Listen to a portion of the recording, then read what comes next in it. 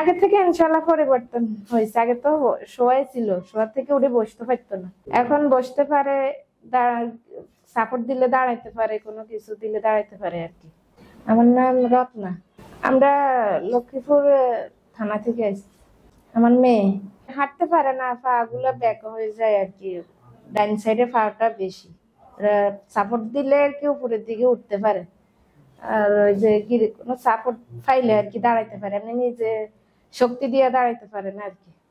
এখন ওনার কাছে নিয়ে আসছি, ইমাম হোসেনের কাছে। এই নিয়ে 2 বার আসছি। উপরে হামাগুড়ি দিয়ে উঠতে পারতো না আর কি, উপরে ভয় পাইতো, এখন একটু পারে আর কি। বিষয়টা দেখেন ধাপেরটা উপরে আছে, উপরের থেকে আবার নিচে যাইতে পারে, আগে এরকম পারতো না আর কি। সিঁড়ি বা আপনার নিচের থেকে সিঁড়ি, উপরের সিঁড়ি আছে না, ওই থেকে উঠতে পারে, মানে ঘরের একটা সিঁড়ি আছে না যে ধাপ দিয়ে উপরের দিকে উঠে, ওই সিঁড়িটা আর কি। ওষুধ খাওয়ার পরে আর কি এটুকু বাড়ছে আর কি, 1 মাসে আর কি।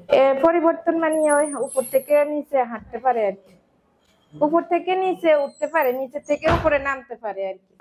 আগে যে থেরাপি দিছিলাম, থেরাপি দেওয়ার পরে হামাগুড়ি দিছে, ব্যায়াম, উঠে দাঁড়াইতে পারে, বসতে পারে। আগে যেমন একটা খালি চেয়ারে বসতে পারতো না, ভয় পাইতো, এখন ওই জিনিসটা কম আর কি।